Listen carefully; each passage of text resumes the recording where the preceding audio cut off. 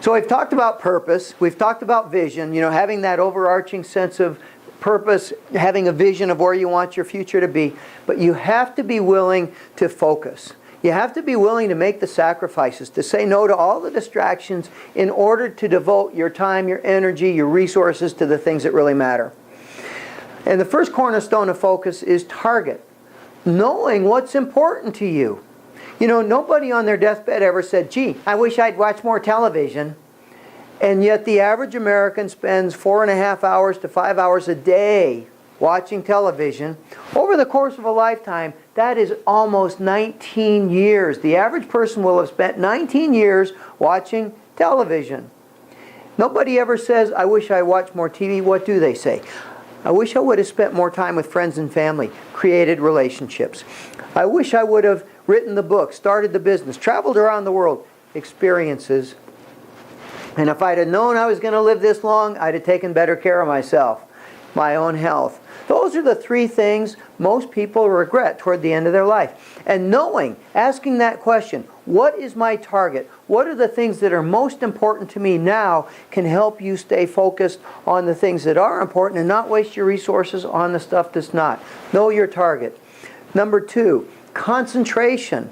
Once you get clear about what, or as you get clear about what it is you want, be willing to concentrate on getting that done. So for the person who wants to write, devote an hour a day to sitting down at your keyboard, at your yellow pad, writing. For the person who wants to get out of debt, Dave Ramsey, who wrote the book, The Total Money Makeover, which I highly recommend for anybody who's in debt, says you have to have what he calls gazelle intensity. You have to be so focused on that. You have to be willing to concentrate your financial resources on paying off the credit card, paying off the debts, paying off your bills before you send it off to the cable TV company. That's concentration. Now, I'm here in the trauma room at Mary Landing Memorial Healthcare, where speed, which is the third cornerstone of focus, speed is so critical. Here, we're talking about physical speed. If somebody comes in cardiac arrest or they're massively bleeding, speed is of the essence, that first golden hour of trauma. When we talk about speed as a cornerstone of focus, it's not just a physical quality. More than that, it's a mental, it's an emotional quality. It is the determination to move quickly, to have that sense of urgency, because what you're doing is important and you don't have all the time in the world. And as you move quickly, you move into the fourth cornerstone, which is momentum. John Maxwell, in his book, The 21 Irrefutable Laws of Leadership, said, momentum is the leader's best friend. I agree with that, but I would expand it. Momentum is anybody's best friend. Life is good when you're on a roll, and that is a choice you make.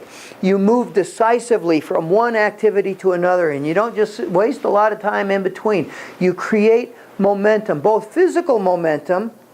Get up in the morning and you start moving and you keep moving. Put a smile on your face, stand straight and tall, walk a little faster. But it's also emotional momentum. Don't let yourself get sucked into all the bad news, all the complaining, all the gossiping, because that'll drag you down. You're like a 300-pound jockey trying to win the Kentucky Derby, carrying all this emotional weight. And you got to slim it down. You got to let go. You take the rocks out of the backpack of your life and keep your momentum moving you forward toward the goals that really matter to you.